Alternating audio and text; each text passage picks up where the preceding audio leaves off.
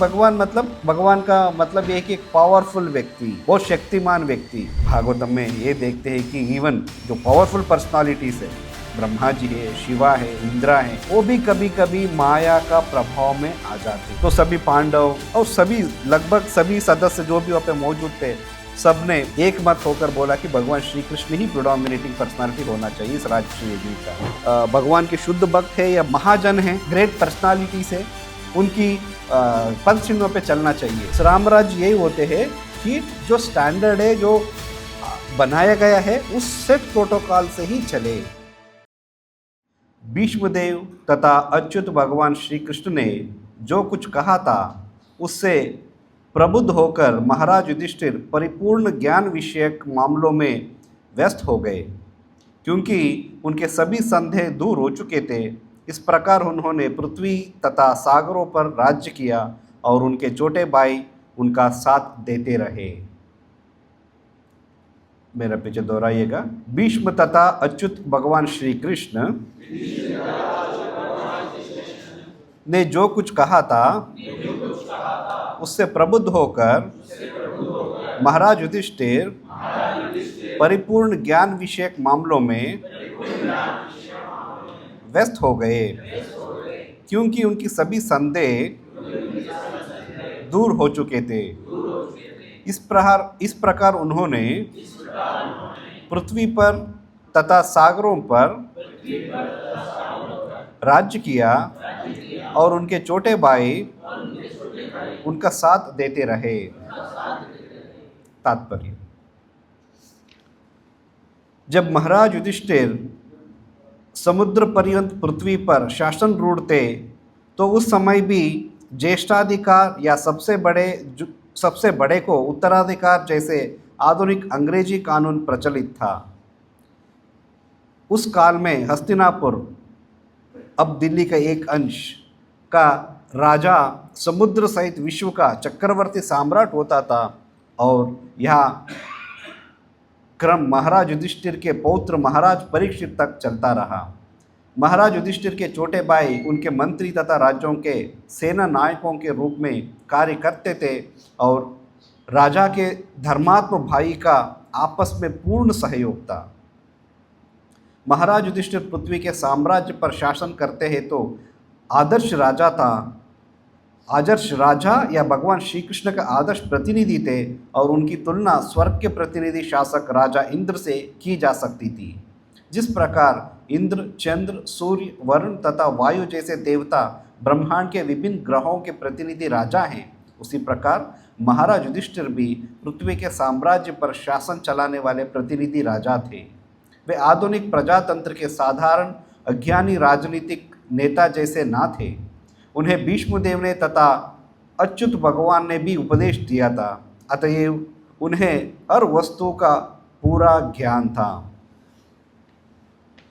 आजकल राज्य का निर्वाचित कार्यकारी प्रमुख कठपुतली के समान होते हैं, क्योंकि उनके पास राजशक्ति नहीं होती।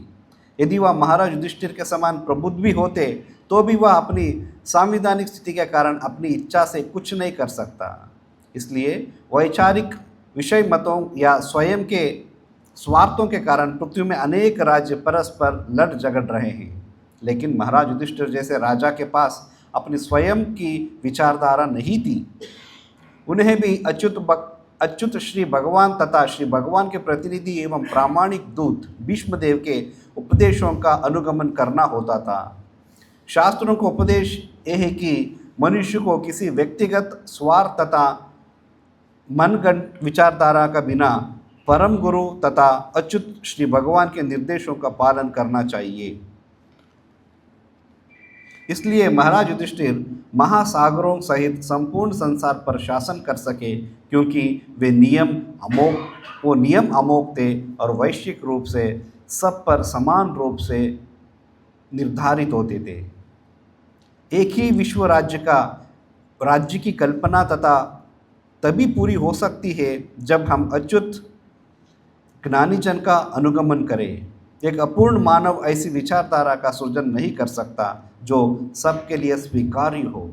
केवल पूर्ण तथा अच्युत पुरुष ही ऐसे कार्यक्रम बना सकते हैं जो प्रत्येक स्थान के लिए उपयुक्त हो और जिसका पालन संसार के सभी मनुष्य द्वारा हो सके। शासन चलाने वाला तो व्यक्ति होता है, कोई निराकार सरकार नहीं। यदि व्यक्ति योग्य है तो सरकार भी योग्य है, यदि व्यक्ति मूर्ख है तो सरकार भी मूर्खों का घर है। यही प्रकृति का नियम है। अयोग्य राजाओं तथा प्रशासकों का संबंध में अनेक कथाएं हैं। अतएव कार्यकारी प्रमुख को महाराज युधिष्ठिर जैसे प्रशिक्षित व्यक्ति होना चाहिए और विश्व पर शासन चलाने हेतु उसके पास राज सत्ता का पूरा अधिकार होना चाहिए।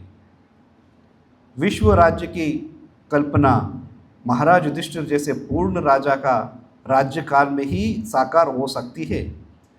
उन दिनों संसार सुखी था क्योंकि विश्व में महाराज युधिष्ठिर जैसे राजा शासन चलाते थे। तस्य भक्ति वेदांत पर ओम अज्ञानतिमिरान्धस्य ज्ञानाञ्जनशलाकया चक्षुरुन्मीलितं येन तस्मै श्रीगुरवे नमः। नमः ओं विष्णुपादाय कृष्णप्रेष्ठाय भूतले श्रीमते भक्तिवेदांत स्वामिनिति नामिने। नमस्ते सारस्वते देवे गौरवाणी प्रचारिणे निर्विशेष शून्यवादी पाश्चात्य देशतारिणे।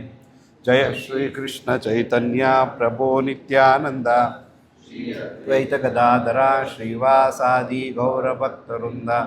हरे कृष्णा कृष्ण कृष्ण हरे हरे, हरे राम राम राम हरे हरे। तो श्रीमद् भागवतम का पहला स्कंद का 10वां अध्याय, द्वारका के लिए भगवान श्री कृष्ण का प्रस्थान।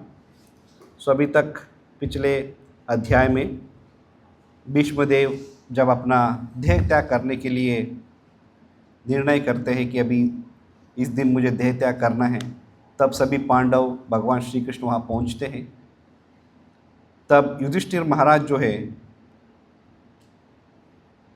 अपने आप को दोषी मानते थे, क्योंकि उनको राजा बनाने के लिए करोड़ों लोगों का हत्या हुआ था युद्ध भूमि में।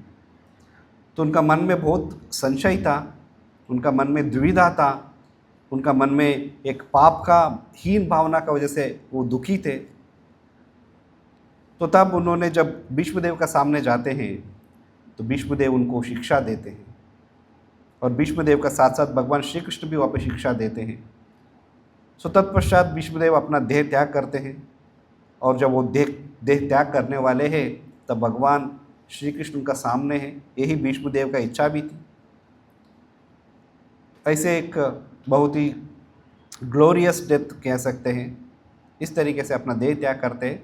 उसका तत्पश्चात सभी पांडव भगवान श्री कृष्ण हस्तिनापुर वापस लौटते हैं।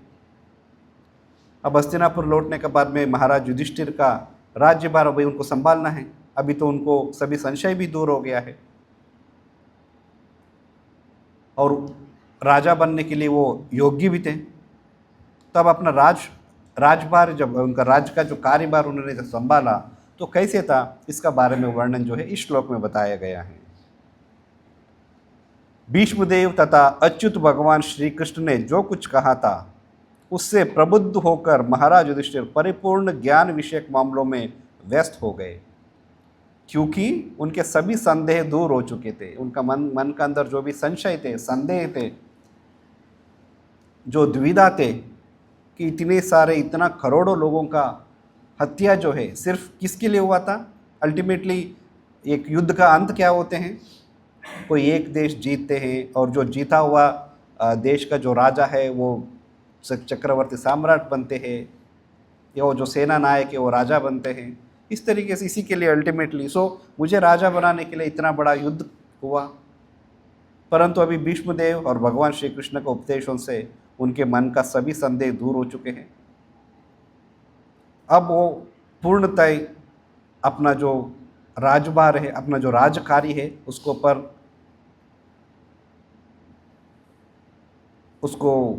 ऊपर अपना अटेंशन दे रहे हैं। और इस श्लोक में जो बताया गया है कि युधिष्ठिर महाराज जो है सिर्फ पृथ्वी का चक्रवर्ती सम्राट नहीं थे, पृथ्वी का सम्राट for entire earth. He was the king for entire earth. Not सिर्फ एक हस्तिनापुर एक छोटा सा राज्य है या भारत है, not only just India. Whole world, पूरा दुनिया जो है उनके उनका राज्य का अंडर में आता था। तभी तो उनको कहते हैं चक्रवर्ती सम्राट। और सिर्फ क्या, सिर्फ राज्यों थे या पृथ्वी थे? पृथ्वी में जितना सागर थे, उन सागर सभी जीव जंतु जो है, सभी जो है युधिष्ठिर महाराज का अंडर ही आते थे। और उनको राज्य करने के लिए उनके जो छोटा भाई है, जो 4 भाई थे, वो सभी जो है उनका साथ दिया। सो इस तरीके से इस श्लोक में युधिष्ठिर महाराज का कार्यकाल का बारे में वर्णन किया गया है। जैसे इस अध्याय का नाम है द्वारका के लिए भगवान श्री कृष्ण का प्रस्थान। तो अभी आने वाले श्लोकों में इसके बारे में आता है कि भगवान जो है, अब युद्ध हो गया, युधिष्ठिर महाराज राजा बन गए, तब वो सबसे इजाज़त लेकर सबको इन्फॉर्म करके अपना राज्य, अपना जो स्थान है द्वारका के लिए वापस लौटने का डिस्क्रिप्शन इस पूरा अध्याय का अंदर है। और यहाँ पे जब भगवान श्री कृष्ण और भीष्मदेव जब युधिष्ठिर महाराज को अपना ज्ञान दे रहे थे, तो यहाँ पे भीष्मदेव को कहते हैं, भीष्मदेव को क्या कहा गया है यहाँ पे? भगवान के एक प्रतिनिधि,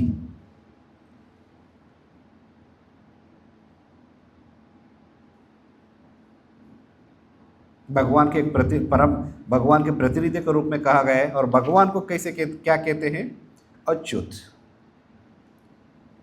सो इस श्लोक में इसके बारे में जब प्रभुपाद जी एक भागवत का अपना व्याख्यान में, अपना लेक्चर में कहते हैं, अच्युत का मतलब जो व्यक्ति कभी फॉल डाउन नहीं होंगे, कभी नहीं गिरेंगे, कभी च्युत नहीं होंगे।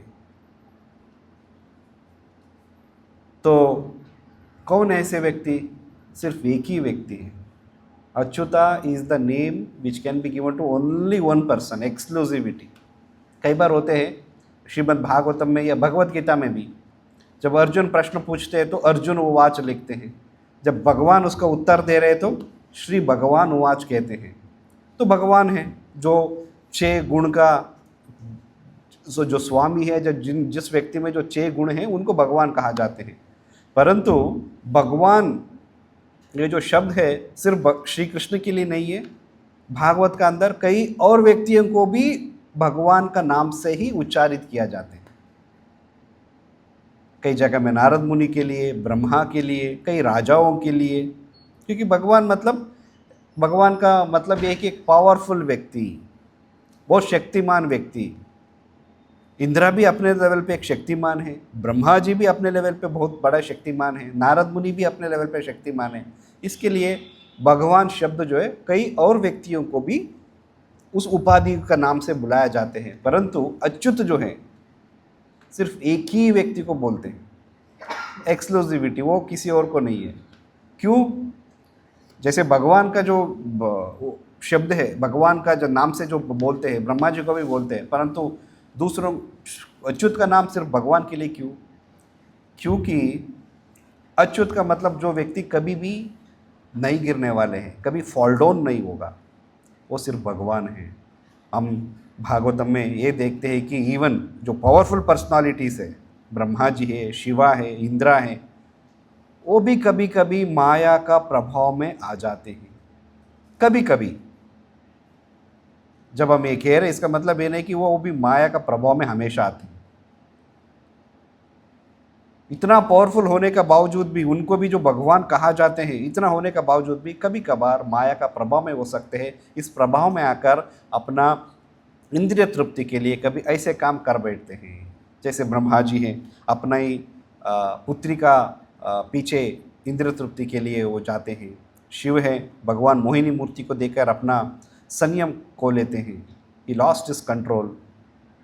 परंतु भगवान श्री कृष्ण जो हैं वो अच्युत है, इसी के लिए कभी फॉल डाउन नहीं होते हैं।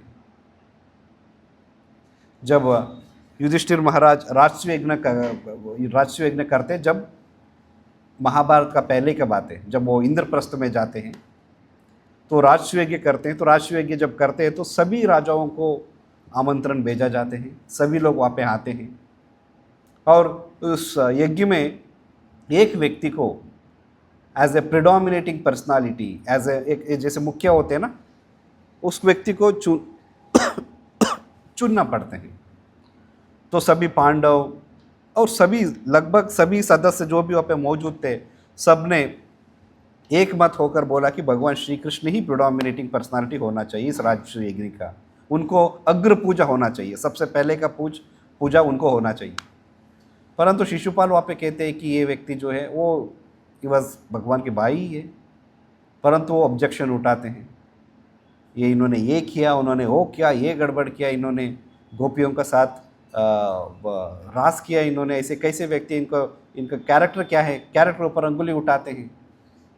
तो तब उस सभा में भीष्मदेव कहते हैं कि पूरा दुनिया जो है मुझे एक अखंड ब्रह्मचारी का नाम से जानते हैं, एज ए नैष्ठिक ब्रह्मचारी जानते हैं मुझे, क्योंकि उन्होंने अपने जो यौवन अवस्था में ही अपना पिताजी का वजह से, पिताजी के लिए हेल्प करने के लिए उन्होंने शपथ लिया था कि मैं आजीवन ब्रह्मचारी रहूँगा और कभी मैं राजगद्दी पे नहीं बैठूंगा, इस राजगद्दी का हमेशा दास बन के मैं रहूँगा। तो ब्रह्मचारी का नाम आते ही भीष्मदेव का नाम आ जाते हैं। तब भीष्मदेव कहते हैं सब लोग मुझे एक नैष्ठिक ब्रह्मचारी का रूप में जानते हैं, परंतु मैं यदि ऐसे कोई स्थिति में रहा जिसमें बहुत सारा गोपियां हैं, बहुत सारा लड़कियां हैं या इतना सारा रानियां हैं, ऐसे परिस्थिति में यदि मैं होता, शायद मैं मेरा ब्रह्मचर्य खो बैठता, मेरा संयम में खो बैठता। परंतु इतना सारे लोगों का बीच में होकर भी भगवान ने कभी अपना संयम नहीं खोया। भगवान रासलीला जब रचे थे वो अपना इंद्रिय तृप्ति के लिए नहीं है, किसके लिए थे? अपना भक्तों को, दूसरों को खुशी देने के लिए, उनकी जो प्रार्थना है उस प्रार्थना को पूरा करने के लिए किए थे। इस तरीके से भीष्मदेव वहाँ पे आर्ग्यू करते सबका सामने, शिशुपाल का साथ, कहते हैं कि तुम जो भी आरोप लगा रहे हो ये कोई सच नहीं है। एक आम व्यक्ति का नज़र से देखोगे तो तुम्हें लगेगा कि हाँ भगवान ने ये पाप किया था, उन्होंने ऐसे मारा, किसी को छल से मारा, किसी को कपट से मारा, स्त्रियों का साथ उन्होंने ऐसे एंजॉय किया। परंतु ये सब यदि आप तुमने एक भक्त का रूप में और आध्यात्मिक दृष्टिकोण से देखोगे तो ये सब तो ट्रांसेंडेंटल है, भगवान का एक्टिविटी। इसी के लिए इस युद्ध में या इस राजसूय यज्ञ में अग्रपूज जो है भगवान श्री कृष्ण को ही होना चाहिए। इसी के लिए अच्युत जो उपाधि है वो सिर्फ भगवान के लिए नाम है, भगवान का ही नाम है, और किसी व्यक्ति को नहीं हो सकते। इसी के लिए यहाँ पे प्रोपा जी इस श्लोका में अनुवाद से लेकर तात्पर्य तक कई जगह में अच्युत अच्युत अच्युत करके बहुत बार प्रोपा यूज़ करते हैं, और अपना लेक्चर में भी, प्रवचन में भी यही स्ट्रेस करते हैं कि अच्युता मीन्स सिर्फ एक ही व्यक्ति है और कोई नहीं हो सकते। अब युधिष्ठिर महाराज कैसे राज कर रहे थे और राजा कैसे होना चाहिए, प्रोपा जी आज का थोड़ा लंबे परपट थे, तात्पर्य में लिखते हैं कि ग्लोबल पॉलिटिक्स, दुनिया में जो राजनीति है कैसे चलते हैं, अब प्रेजेंट जो हमारा जो डेमोक्रेसी है, प्रजातंत्र है, उसमें कैसे काम होते हैं, इसके बारे में प्रोपाद लिखते हैं। आजकल राज्यों का निर्वाचित कार्यकारी प्रमुख कुटपुतली के समान होते हैं क्योंकि उनके पास राज शक्ति नहीं होती। जैसे युधिष्ठिर महाराज जो थे वो पूरा पृथ्वी का राजा थे, ना सिर्फ पृथ्वी का नहीं, समुद्र को भी। पृथ्वी का, जब पृथ्वी का बात करते हैं तो उसमें जमीन आ गया, जंगल आ गया, शहर गांव सब कुछ मिल गया उसका अंदर। तो परंतु समुद्र नहीं है, क्योंकि समुद्र का भी अपना जो पृथ्वी है उसमें से टोटल कितना परसेंटेज जमीन है और कितना परसेंटेज पानी है, किसी को आइडिया है? 70%, more than 70% is oceans, just 30% और less than 30% is what is land. 70% जो है पूरा पानी से, समुद्र। तो अब समुद्र को कोई इग्नोर नहीं कर सकते। राजा मतलब वो समुद्र का भी राजा राजा बने और समुद्र के ऊपर भी अपना शासन कर रहे थे, क्योंकि वहाँ पे भी जीव जंतु हैं, समुद्र में भी कई सारे जीव हैं, उनको भी न्याय देना चाहिए। उनको भी, जैसे इंसानों को हम न्याय के बारे में बात करते हैं, ऐसे उन जीव जंतु को न्याय का बारे में, उनका देखभाल का बारे में भी राजाओं को सोचना चाहिए।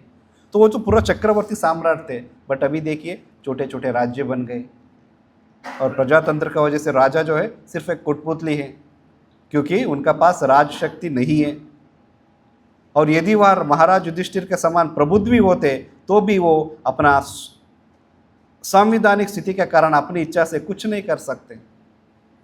हम देखते हैं कि कोई चीफ मिनिस्टर बनते हैं, कोई प्राइम मिनिस्टर बनते हैं, कोई व्यक्ति अच्छा इंटेंशन का साथ आते हैं, काम करने का कोशिश करता है, शुरू करते हैं, तब तक दूसरा चुनाव आ जाते हैं, तो कोई और व्यक्ति आ जाएगा, फिर वो कुछ काम करने का शुरू करेगा, तब तक एक और चुनाव, फिर कोई और व्यक्ति। परंतु यहाँ पे प्रभुपाद जी कंपेयर कर रहे हैं सिर्फ, क्योंकि ये सब हमें पता है कलयुग में, आज का दिन में ये संभव भी नहीं है इस तरीके से चक्रवर्ती सम्राट बनना। परंतु आइडियल क्या होना चाहिए इसका बारे में प्रभुपाद यहाँ पे बता रहे हैं। और इसका साथ साथ प्रभुपाद ये भी कहते हैं कि एक राजा जो है, ये जो शासक है, एक एडमिनिस्ट्रेटिव हेड है, वो कैसे होना चाहिए और उनका जो शासन का जो तरीका है, एडमिनिस्ट्रेटिव स्किल्स जो है, वो कैसे, कहाँ से सीखना चाहिए। कई बार हम देखते हैं कि कोई व्यक्ति, उनको कोई मतलब एडमिनिस्ट्रेशन का ABCD भी नहीं पता, बिल्कुल डम्ब है, ऐसे व्यक्ति कुर्सी पे बैठ जाते हैं। प्रजातंत्र का व्यवस्था ऐसे है, तो उससे क्या क्या नुकसान है, क्या फ़ायदा है। फ़ायदा लोग कह सकते हैं कि हाँ देखिए अभी एक मतलब यहाँ पे बहुत ईमानदार व्यक्ति को बिठा दिए। ईमानदार तो होना ज़रूरी है, साथ साथ में एडमिनिस्ट्रेशन स्किल्स भी होना ज़रूरी है। शासक का मतलब उनको शासन कैसे करना है इसके बारे में जानकारी भी होना चाहिए। तो यहाँ पे एक सुंदर लाइन प्रभुपाद लिखते हैं कि युधिष्ठिर महाराज के बारे में, वो कैसे शासक थे।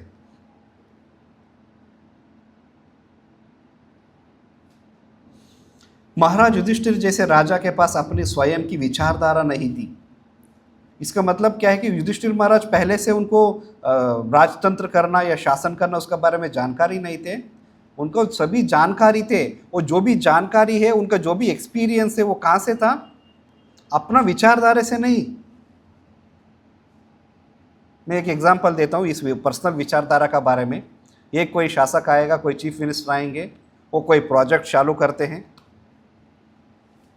कुछ करोड़ों का, कुछ लाखों करोड़ों, कितना भी अमाउंट का हो, शुरू करते हैं क्योंकि उनको अपना विचारधारा का हिसाब से वो करना था। दूसरा कोई शासक आएगा, वो क्या करेंगे, ये सही नहीं है, इसको रोक दो। तीसरा आएगा, उनका खुद का अपनी विचारधारा है, तो वो कुछ और ही शुरू करेंगे। इस तरीके से जो आम जनताओं को जो पैसा है वो बर्बादी करते रहेंगे।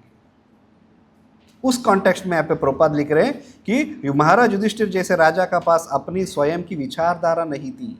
इसका मतलब उनकी विचारधारा क्या था, उनकी विचारधारा जो है भगवान और भगवान के प्रतिनिधि जैसे जो व्यक्ति थे, जो उन्होंने शासन के बारे में जो स्टैंडर्ड बनाया, वो विचारधारा उनकी विचारधारा बन जाती है। दैट मीन्स एडमिनिस्ट्रेशन के लिए ऑलरेडी एक स्टैंडर्ड सेट प्रोटोकॉल है। हम कहते हैं ना, महाजना ये न गतस्थ पंथा। हम जो भगवान के शुद्ध भक्त है या भगवान जो महाजन हैं, ग्रेट पर्सनालिटी से, उनकी पद चिन्हों पे चलना चाहिए। तो वैसे ही शासन करने के लिए भी कैसे करना चाहिए, एक राजा कैसे होना चाहिए, इसका बारे में भी ऑलरेडी स्टैंडर्ड्स बने हुए हैं। तो युधिष्ठिर महाराज अपना विचारधारा ना डेवलप करके वो जो स्टैंडर्ड है, उस स्टैंडर्ड के हिसाब से वो काम करना शुरू करते हैं। तो इससे क्या होते हैं, जो अभी 5 साल में कोई प्रोजेक्ट्स बदलते रहते हैं ना, ये प्रॉब्लम नहीं है, ये प्रॉब्लम कभी नहीं होगा। तो इसको क्या, इसके लिए कहते हैं कि लोग कई बार बात करते हैं कि राम राज्य होना चाहिए, राम राज्य होना चाहिए। तो राम राज्य का एक उदाहरण है, वहाँ पे नियम था, राजा का मतलब हर प्रजा का देखभाल बहुत अच्छे से ख्याल रखना है। साथ में यदि प्रजा का कोई शिकायत है राजा का प्रति, तो राजा को सुनना चाहिए और उसका समाधान करना चाहिए। तो एक दिन कोई व्यक्ति धोबी जो है, वो माता सीता के ऊपर कोई टिप्पणी करता है। अब वो राजा का नाते यदि ऐसा आम व्यक्ति होता तो आर्ग्यू भी कर सकते थे, डिफेंड भी कर सकते थे, या उस व्यक्ति को दंड भी दे सकते थे। तुम मेरा पत्नी के बारे में बात करने का इतना हिम्मत है तुम्हें बात करने का। परंतु राम भगवान ने क्या किया, क्योंकि वो शासन में यही लिखा है कि यदि कोई भी व्यक्ति, आम जनता, कोई चाहे वो धोबी हो, कोई बहुत ही पर्सन हो, कोई इम्पोर्टेंस, ज़्यादा इम्पोर्टेंट व्यक्ति नहीं ना भी हो, तब भी उनकी जो फीडबैक है वो सुनना चाहिए। उनकी वो यदि न्याय सम्मत है तो उसको सही तरीके से उसका निस्तारित करना चाहिए। So he had to give up his wife. रामराज यही होते हैं कि जो स्टैंडर्ड है, जो बनाया गया है, उस सेट प्रोटोकॉल से ही चले, अपना अपने अपने मन से नहीं है। युधिष्ठिर महाराज को कहा जाता है कि वो ये धर्मराज है, वो धर्म का प्रतिनिधि थे, धर्म का पूरा ज्ञाता थे, तब भी वो यहाँ पे कहा गया है कि वो अपना विचारधारा से नहीं, परंतु जो महाजन हैं उन्होंने जो बताया उसी दिशा में वो अपना शासन करना शुरू करते हैं। कई बार कभी हम कोई बहुत ही पौराणिक या बहुत ही पुराने कोई इमारत के पास हम जाते हैं तो कहते हैं कि ये जो है 10,000 साल पहले बना हुआ है। मतलब मैं कह रहा हूँ मॉडर्न रिकॉर्डेड हिस्ट्री, मैं तो इतिहास का बात नहीं कर रहा हूँ जिसमें महाराज अम्बरीश ने बनवाए थे, वो नहीं, मैं तो कह रहा हूँ मॉडर्न रिकॉर्डेड हिस्ट्री। तो उसमें हम जाते हैं कि हाँ, ये जो था कि ये राजा सो एंड सो ने शुरू किया था। कई बार होते हैं ना कि जयपुर में भी राजा है, कई बार कई नाम है, जय सिंह 1, जय सिंह 2, मान सिंह 1, मान सिंह 2, तो शायद कोटा में भी ऐसे होंगे राजगिराना में नाम, भीम सिंह 1, भीम सिंह 2, भीम सिंह 3। तो कई बार हम सुनते हैं कि ये भीम सिंह जी पहले, भीम सिंह 1, उन्होंने शुरू किया था ये इमारतें बनाना या मंदिर बनाना, क्योंकि पुराने में बहुत बड़े यदि मंदिर बनाना है तो जो समय तो ज़रूर लगते हैं, और आज का जैसे कोई टेक्नोलॉजी तो थे नहीं, तो हैंड कार्विंग करना पड़ेगा, पत्थरों को अलग अलग जगहों से लेके आना है, ऊपर चढ़ाना है, तो काफ़ी टीडियस काम होता था। तो एक उनकी जनरेशन में कंप्लीट नहीं कर पाए, तो भीम सिंह जी 2 आए, उन्होंने उसको कंटिन्यू किया, फिर उनके जनरेशन में भी कंप्लीट हो पाए, फिर भीम सिंह जी 3 आए, उन्होंने इसको पूरा कंप्लीट किया, तब इस मंदिर में भगवान का प्राण प्रतिष्ठा हुई, और वो पूरा हिस्ट्री लिखा भी होते हैं। ताजुब का बात यह है, आज के दिन में ऐसे हो जाते हैं ना, हर हफ्ते हमारा प्लान बदल जाते हैं, शायद वो प्रोजेक्ट कभी कंप्लीट ही नहीं होते, आधा अधूरा जो है वैसे का वैसे पड़े रहते, क्योंकि प्लान्स बदल जाते हैं। तो कई समटाइम्स आई वंडर कि ये तीनों राजा ने उनकी ये की जो मास्टर प्लान था उसको कैसे फॉलो किया, एंड इसमें कुछ सालों का नहीं, जनरेशन का डिफरेंस है, 200 साल, 300 साल, 400 साल का डिफरेंस है, क्योंकि वो सब किस विचारधारा से चलते थे, जो उनकी पूर्वजों ने, उनकी आचार्यों ने जो बनाया गया है उस नियम से चलते थे। एटलीस्ट उनको तो यही होता था कि दादाजी ने यदि शुरू किया है इसको तो कंप्लीट करना ही है। आज का दिन में होता तो स्क्रैप कर दो, ऐसे यूजलेस प्रोजेक्ट बना दिया, कोई काम का नहीं, इतना साल लग गया इसमें, उसका बजाय कुछ और कर लेते हैं, scrap this idea. So this is known as ideal administration. एक शासक कैसे होना चाहिए, एक एडमिनिस्ट्रेटर, एक राजा कैसे होना चाहिए। यदि इस तरीके के ब्रॉड माइंडेडनेस नहीं है तो पूरा पृथ्वी को वो रूल ही नहीं कर पाएंगे। और दूसरा, वर्णाश्रम का जो ब्यूटी ये है कि जो वर्णाश्रम में जो है ब्राह्मण, क्षत्रिय, वैश्य, शूद्र, ब्रह्मचारी, गृहस्थ, वानप्रस्थ, संन्यास, जो वर्ण और आश्रम का जो एक कॉम्बिनेशन है, तो इसका ब्यूटी ये है कि वहाँ पे हर एक आश्रम जो है, जैसे यहाँ पे कहा गया है कि युधिष्ठिर महाराज राजा थे, और ये भी कहा गया कि वो धर्मात्म राजा थे, और धर्मात्म राजा होने का वजह से उनका भाई, सभी भाई जो है उनका साथ कोऑपरेट कर रहे थे, उनका साथ देते रहे। तो ये वर्णाश्रम का ब्यूटी है। यहाँ पे कोई लड़ाई झगड़ा, इसका बहुत ज़्यादा स्कोप नहीं है। वी नो कलयुग का मतलब यही है कि लड़ाई झगड़ा होगा ही, बट वर्णाश्रम यदि फॉलो करेंगे तो ये जितना हो सकते हैं उतना कम हो सकते हैं। कैसे? एक राजा हैं, क्षत्रिय है वो, तो राजा का मतलब तो उनको बहुत पावर है, वो जब आते तो उनके लिए रास्ता क्लियर किया जाते हैं, कई उनके जो अंगरक्षक है, सैनिक है, उनका सामने चलते हैं, कई उनकी रथ चलते हैं, घोड़े गाड़ी सब चलते हैं,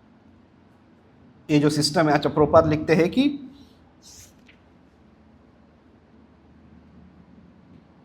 कोई राजा जब योग्य हो तो सरकार भी योग्य होंगे, जब व्यक्ति मूर्ख है या राजा मूर्ख है तो सरकार भी मूर्खों का घर बन जाएंगे, फूल्स पैराडाइज। तो राजा यदि योग्य है तो सरकार भी योग्य रहेगा। तो इसी के लिए हमेशा वर्णाश्रम सिस्टम में one person, because every one cannot be so intelligent. हम कितना भी कोशिश करें बट हमें पता है कि सभी का अपना अपना लेवल पे, बट हर कोई इम्पोर्टेंट है,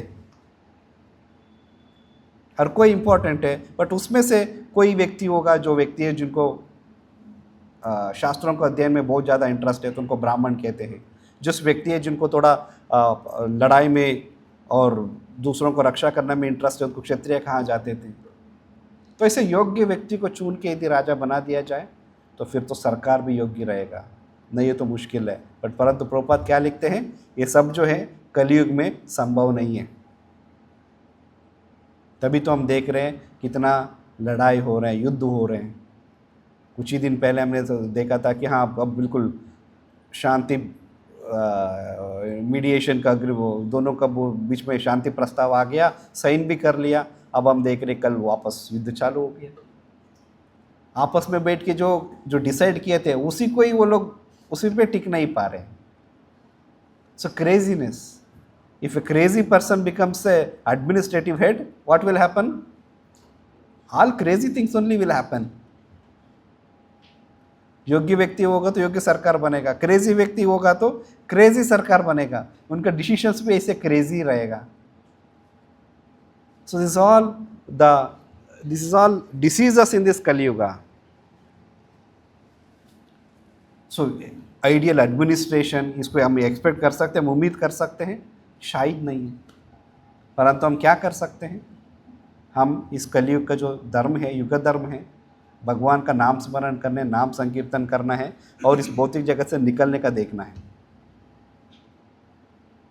यदि आप कोई किराए का मकान पे रह रहे हैं, उस मकान में बहुत सारा इश्यूज़ है, बहुत सारे उसको मरम्मत का ज़रूरत है, बट मरम्मत में बहुत ज़्यादा पैसा लगने वाले हैं, हम कराते उस पर, कह रहे किराए का मकान है क्यों करना है, चलो एडजस्ट कर लेते, जितना दिन रहना है तब तक हम अपना खुद का मकान बना लेते हैं। अपना खुद का मकान में चाहे मरम्मत जितना मकान जो बनाए थे उससे ज़्यादा भी यदि मरम्मत का ज़रूरत है तब भी हम करते हैं। क्यों? अरे खुद का ये इट्स इन्वेस्टमेंट सिर्फ मेरे लिए है, मेरे परिवार के लिए, तो करना चाहिए। तो इस भौतिक जगत हमारे लिए क्या है, किराए घर है।